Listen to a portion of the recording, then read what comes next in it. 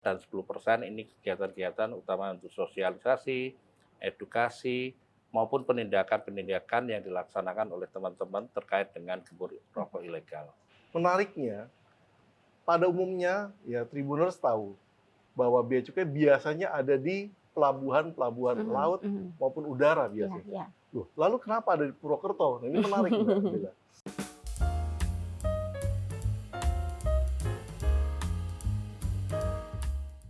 Hai Tribuners, welcome back with me, Yonika Bella akan mengajak Anda untuk mengetahui beragam informasi seputar Jawa Tengah dan sekitarnya.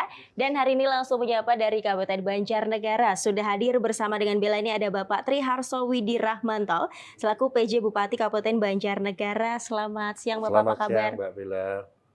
Alhamdulillah sehat ya Pak ya? Sehat.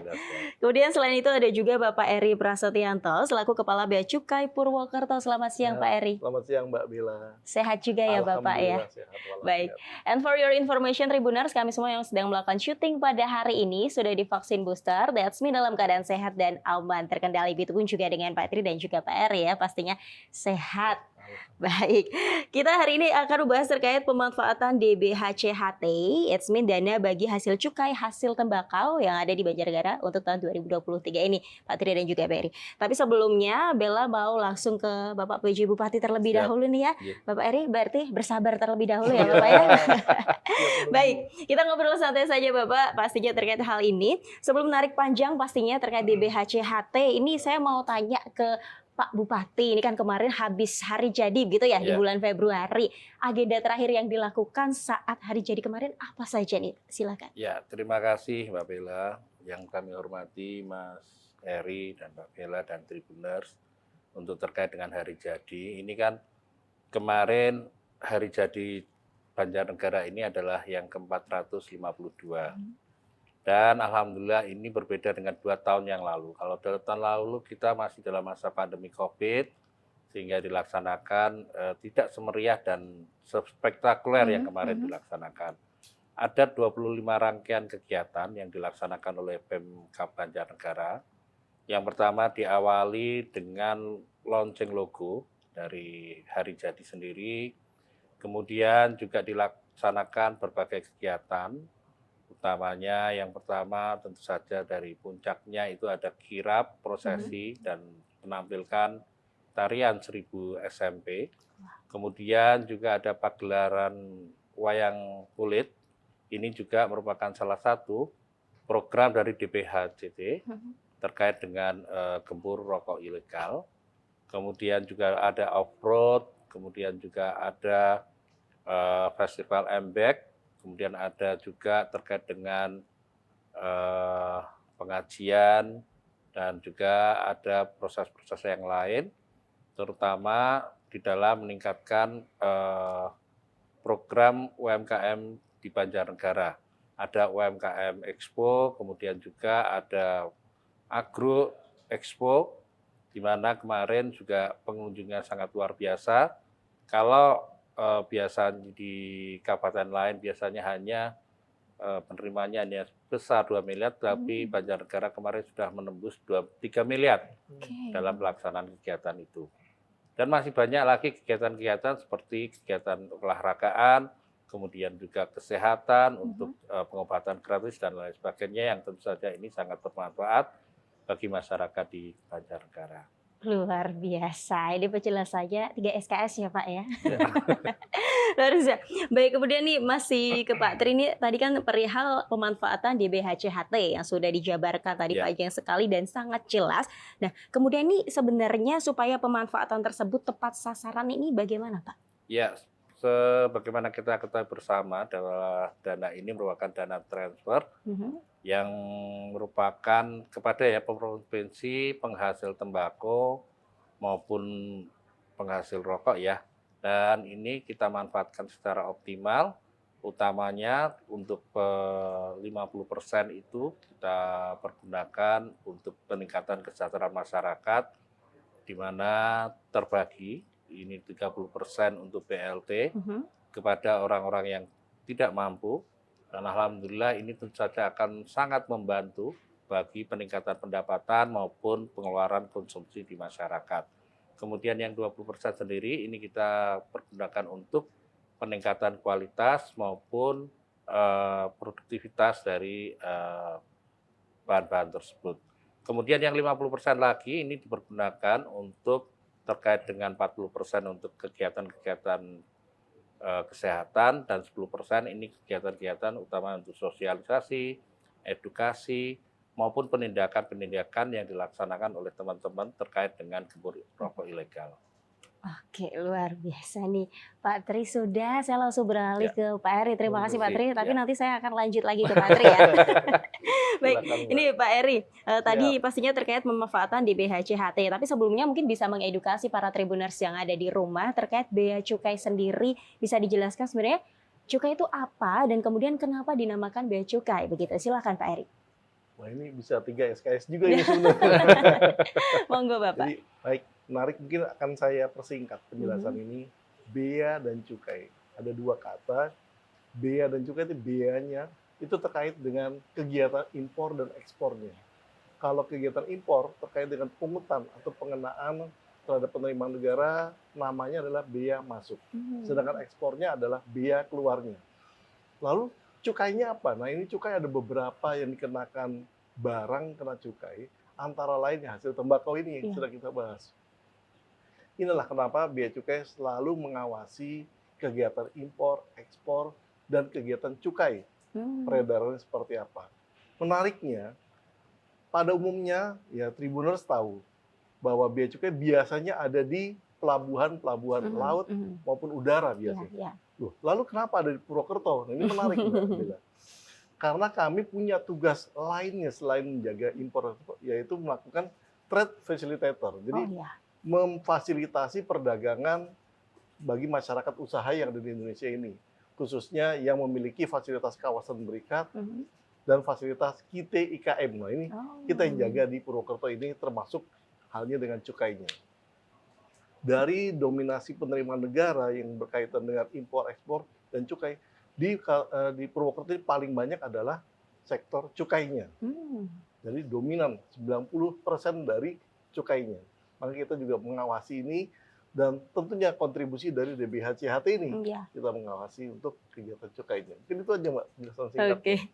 Kemudian tadi sudah dijelaskan juga, it's mean kan cukai juga salah satu pendapatan yang cukup besar bagi negara, bisa dikatakan seperti itu ya Pak ya. Namun ini pastinya masih banyak peredaran barang ilegal gitu di masyarakat. Nah, untuk menanggulangi hal tersebut dari bea cukai sendiri bagaimana? Baik, menarik, pertanyaan bagus. Nah, ini kaitannya penerimaan tinggi, targetnya besar, tapi masih banyak yang ilegal-ilegal.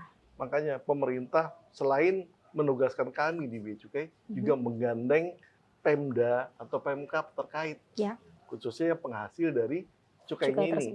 Kita bekerja sama, berkoordinasi, berkolaborasi dalam hal menanggulangi cukai-cukai yang ilegal ini. Makanya tadi Pak Bupati menjelaskan bahwa kontribusi untuk masalah cukai ini luar biasa juga untuk Pemkab Banjarnegara ini. Banyak kegiatan yang sudah dibiayai dari hasil cukainya juga, yaitu dalam bentuk dana bagi hasil cukai hasil tembakau. Baik. Kemudian pastinya ada sosialisasi di dalamnya ya, supaya masyarakat sendiri juga lebih teredukasi terkait hal ini. Itu bagaimana yang dilakukan oleh Bea Cukai sendiri? Jadi kalau menyambung dari penjelasannya Pak Bupati tadi, ada dana 10% itu sebenarnya dana untuk penegakan di bidang hukumnya. Apa itu? Ya sosialisasinya dan pencegahannya dalam rangka operasi-operasi bersamanya dengan, kalau di kabupaten dengan Satpol PP gitu. Termasuk dengan kegiatan kepolisian dan TNI yang ada di Banjarnegara ini. Dalam hal apa? Menggempur rokok ilegal ini, Mbak. Kita harus berkolaborasi, bersinergi untuk mencapai tujuan yang mulia ini. Oke, baik. Luar biasa, ini menarik terkait gembur rokok ilegal. Pastinya Bella kepo banget nih Pak terkait nanti bisa membedakan antara yang asli dan tidak itu bagaimana. Apalagi masyarakat sekarang kan cerdas-cerdas begitu ya. Nah, kemudian karakteristik dari Banjarnegara dan juga Purwokerto sendiri ini secara umumnya seperti apa, nanti saya akan tanyakan lebih lanjut. Tapi beralih lagi nih ke Pak Bupati Pak Tri ya. Nih Bapak pasti sudah menunggu pertanyaan selanjutnya ya Pak ya. Baik, ini Pak tadi kita sudah bahas banyak banget terkait di BHCHT. Pastinya ini juga bisa bisa dikatakan mendukung salah satu fokus pemerintah juga, yaitu percepatan pemulihan ekonomi. Iya. Kemudian kalau di Kabupaten Banjarnegara sendiri ini bagaimana terkait percepatan pemulihan ekonomi yang ada? Oke Mbak, yang pertama untuk DPH itu ya, tadi terkait dengan gembur rokok ilegal dulu ya, saya katakan tadi yang sampaikan Mas Heri, betul sekali kita komitmen dengan teman-teman dari Bea Cukai, kemudian kalau kami Satpol PP, kemudian dengan kepolisian dan lain sebagainya. Ini kami melibatkan teman-teman Sat5 maupun teman-teman dari Satpol PP untuk melaksanakan edukasi kepada masyarakat. Ini juga kemarin teman-teman dari Biro Bagian Perekonomian melakukan pagelaran wayang kulit.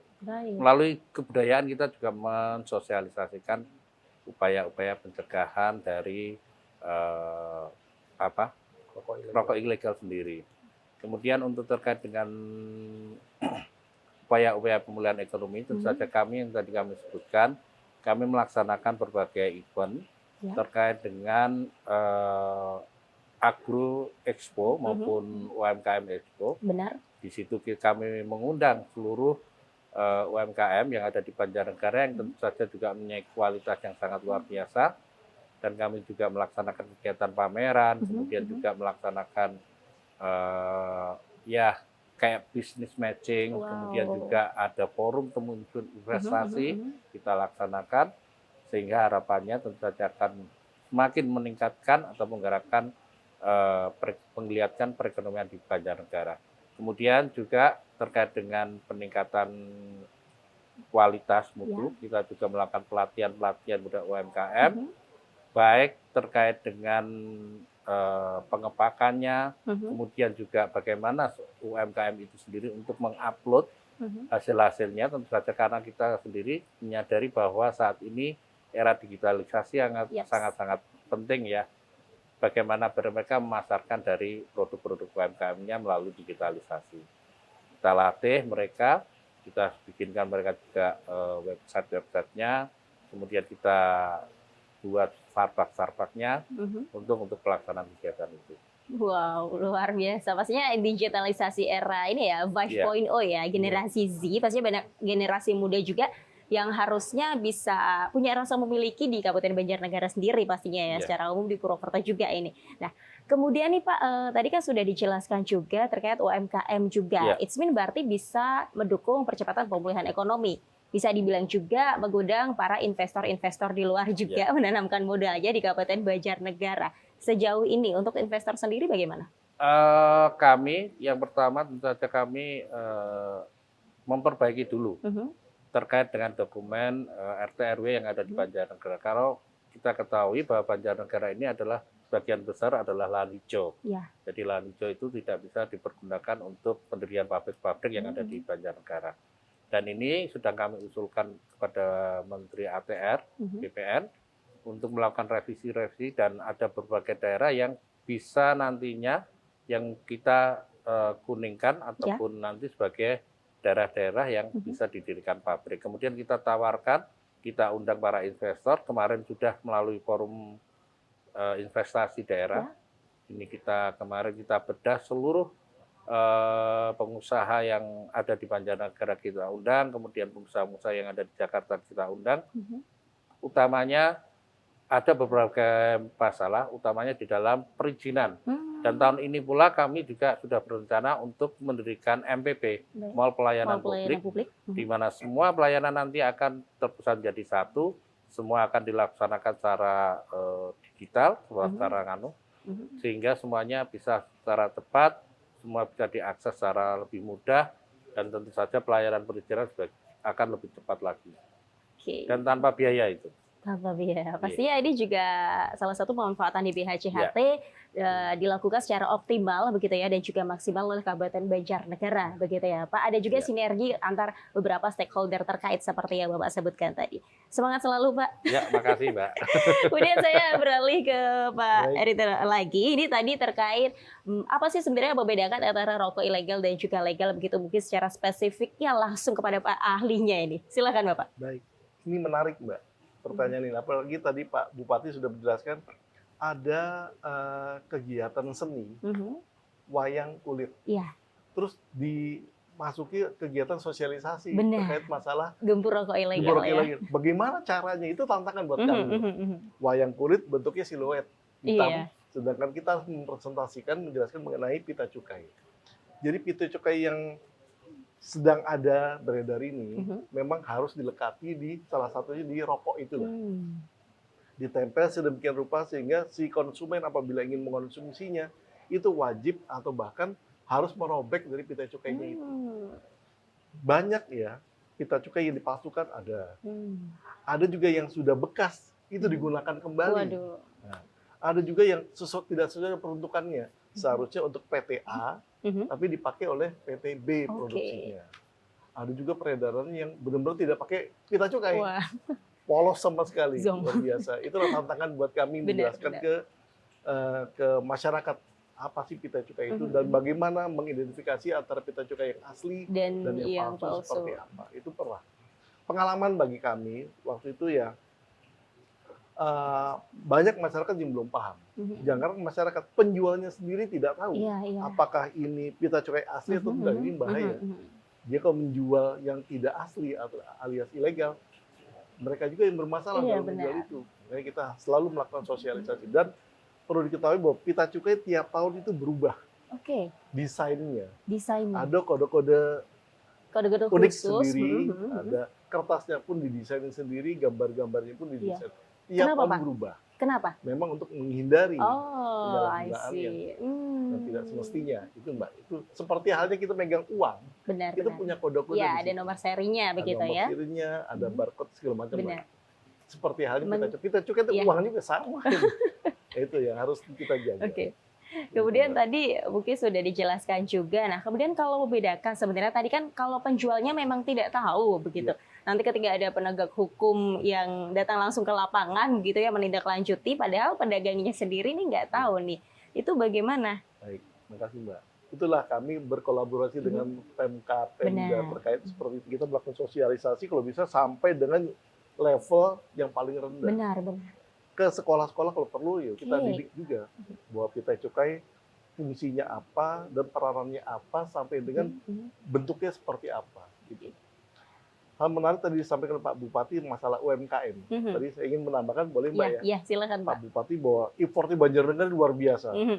Saya baru 1 tahun di sini, ini tahun kedua Pak. Kita sering diundang kontribusinya oleh Pemkab Banjarnegara. Dalam hal UMKM Expo kemarin. Kami diundang untuk kedua kalinya ketemu dengan UMKM. Kita menjelaskan, barangkali ada UMKM itu yang memang berniat untuk orientasinya ekspor. Nah itu, bea cukai harus berperan di situ. Peran penting bea cukai di situ juga ya. Rangsangannya seperti itu. Luar biasa. Kemudian ini masih tentang gembur rokok ilegal, Pak. Ada kan yang mungkin pesan-pesan khusus di dalam rokok tersebut kan ini kalau yang palsu seperti kita dengar Aswino kan banyak kata-kata yang bijak begitu ya muncul, padahal yang asli sebenarnya kan ada tulisannya dilarang merokok karena dapat membunuh begitu ya. Nah, tapi ini bisa dibedakan jelas ternyata kalau bahwasanya di rokok yang palsu itu tulisannya malah kata-kata bijak. Benar nggak sih Pak? Betul.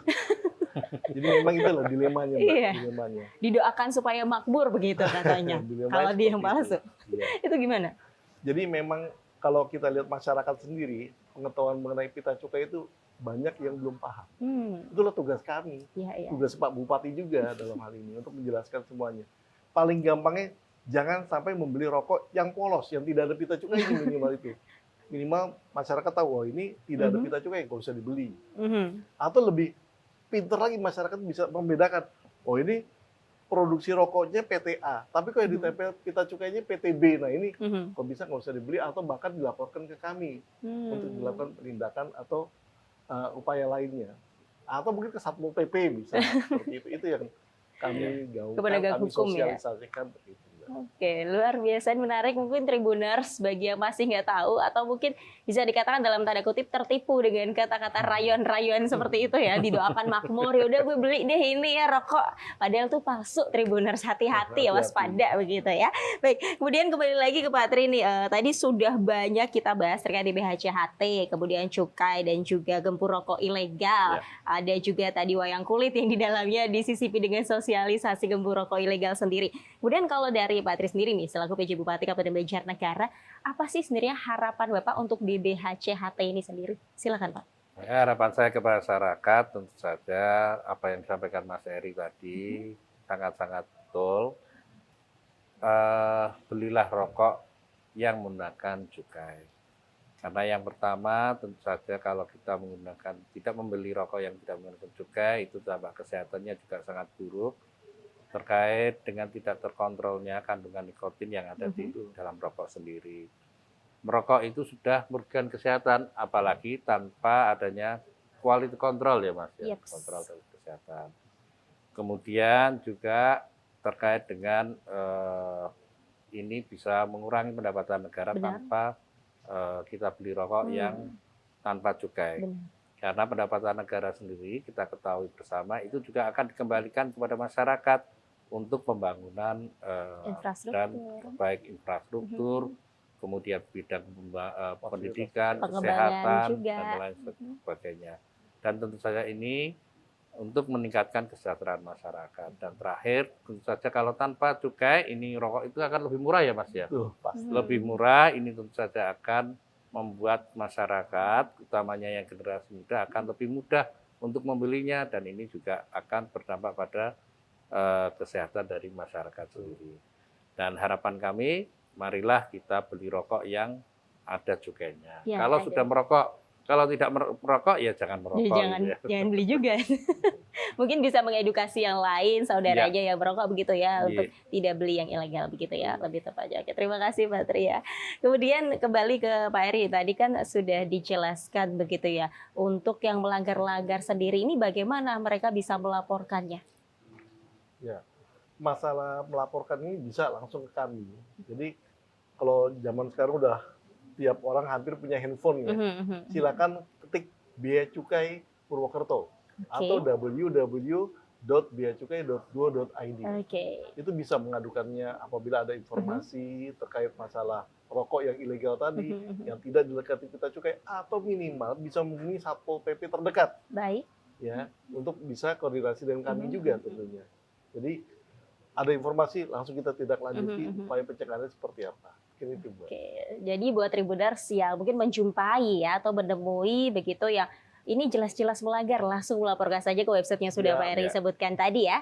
Oke, itu sama juga kita bersinergi bersama membantu pemerintah juga ya supaya menghindari hal-hal yang tidak diinginkan tersebut. Baik, kemudian harapannya sendiri Pak untuk di BHCHT? Harapannya satu Mbak, berkurangnya rokok ilegal. Nah, itu dia, simple ya. Legal itu mudah. Benar. Luar biasa. Kemudian balik lagi nih tadi ke Pak Tri. Tadi kan sudah harapan untuk di BHCHT sendiri. Kemudian untuk pesannya sendiri khusus untuk para masyarakatnya nih. Silakan. Secara umum deh habis ulang tahun. Silakan Pak. Ya, kepada masyarakat, marilah kita beli rokok ilegal ya Pak ya. Ilegal ya? Yang legal. Oke. Belilah rokok yang legal. Karena dengan beli rokok ilegal tentu saja dengan semua akan membantu pemerintah di dalam penyelenggaraan pembangunan, kemudian juga kemasyarakatan. Dan tentu saja kita akan lebih meningkatkan kesejahteraan dari masyarakat itu sendiri.